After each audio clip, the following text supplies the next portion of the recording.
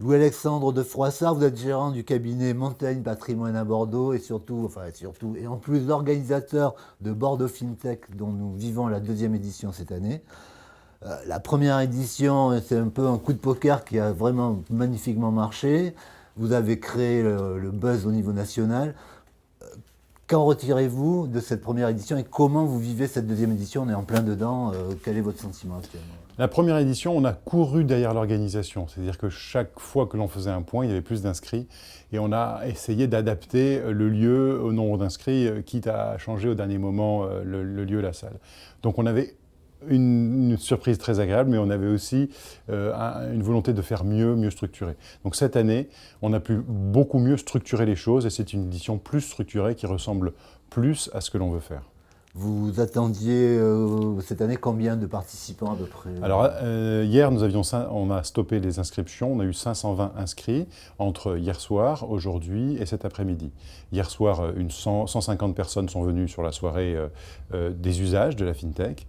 Aujourd'hui, nous attendons entre 300 et 350 personnes sur la journée professionnelle, plus une cinquantaine de conseillers en gestion de patrimoine cet après-midi sur la problématique, elle, spécifique aux conseillers en gestion de patrimoine. Par rapport à l'année dernière, en participants, c'était combien? C'est deux fois plus ou...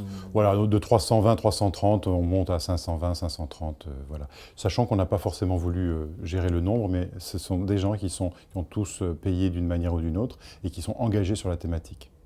Vous venez parler un petit peu des usages relatifs au FinTech. Alors, il y a un débat sur les usages et la technologie. Qu'est-ce que vous en pensez? Est-ce que c'est un débat de fond? Est-ce que c'est une question de perspective?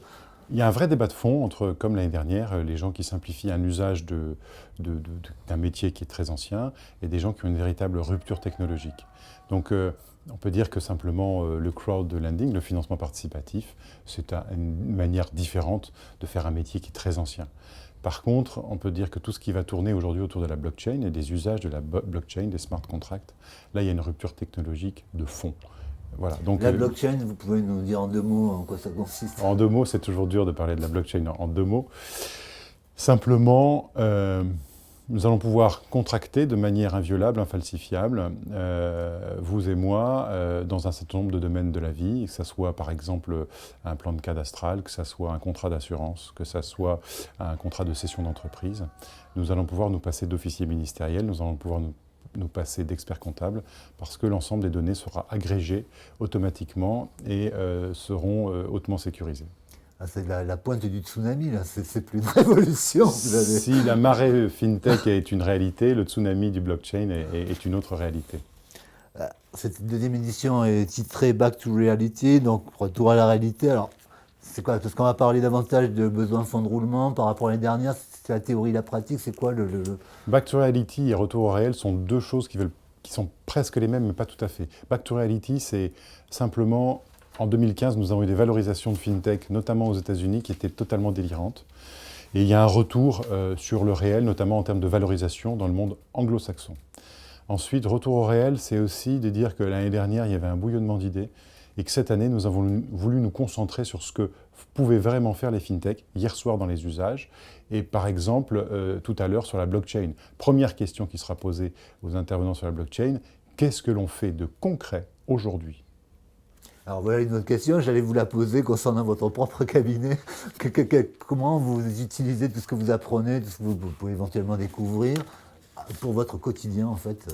Donc Montaigne Conseil est la structure qui fait du conseil, hein, qui est la deuxième structure que nous avons avec Montaigne Patrimoine. Donc notre recherche et développement, c'est ça. Bordeaux FinTech, c'est la recherche et développement de Montaigne Conseil. Et cette recherche et développement, nous la faisons en rencontrant un certain nombre de FinTech, en prenant un certain nombre d'idées et en construisant une offre de placement alternative pour l'ensemble de nos clients et pour des nouveaux clients, notamment en termes de trésorerie d'entreprise. Nous avons constitué une offre que nous mettons, sur laquelle nous investissons déjà entre 300 et 500 000 euros par mois dans l'économie réelle. Puisque le but aujourd'hui, c'est d'aller flécher l'épargne de nos clients et de nos futurs clients vers l'économie réelle pour faire repartir la croissance. Et ça s'est fait en quelques mois quoi en fait.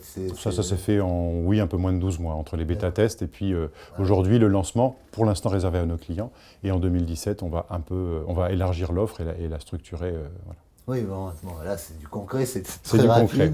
Alors, est-ce que vous avez déjà une idée de la troisième édition de FinTech Bordeaux que vous avez réussi quand même à faire à Bordeaux et à garder à Bordeaux? C'est pas... On a quelques idées que pour l'instant on ne va pas dévoiler. Simplement, on sait qu'on sera à peu près sur les mêmes créneaux de date. Aujourd'hui, il y a une attente de plus en plus forte sur cette manifestation. Oui, peut-être des choses un petit peu plus longues en termes de créneaux, puisqu'il y a beaucoup de demandes. On est très sollicité. Nous avons dû refuser des partenaires sur la fin. Donc structurer peut-être avec des partenaires, avec quelques partenaires plus gros qui vont parrainer des entreprises plus petites. Ça serait peut-être l'idée de fond que l'on aura pour la prochaine édition. Louis-Alexandre Froissart, je vous remercie beaucoup d'être venu à notre micro. Je vous souhaite une très bonne journée, une très bonne fin de manifestation. Merci beaucoup à la tribune.